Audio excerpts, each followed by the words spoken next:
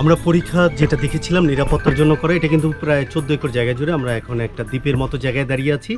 আর আমি এখন যেখানে দাঁড়িয়ে আছি এটা একটা ঘাট। এরকম ছোট বড় প্রায় 26টা ঘাট আছে এই 14 একর জায়গা যে পরীক্ষাটা আছে পরীক্ষার দুই পাশে।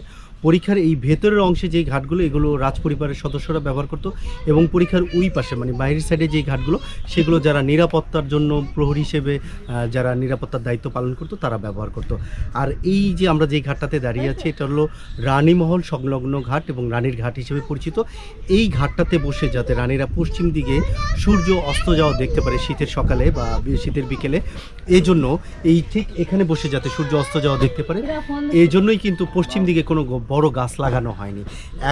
এখন যে কটা গাছ চোখে পড়তেছে এগুলো কিন্তু দেয়ালের বাইরের অংশে, এবং রানীদের পছন্দের ঘাট হওয়ার কারণে পরীক্ষার বাইরে এই অংশটাকে একটা পুকুরের আকৃতি দেওয়া হয়েছে এবং তিন দিক দিয়েই কিন্তু রেলিং দিয়ে ঘেরাও করা আছে।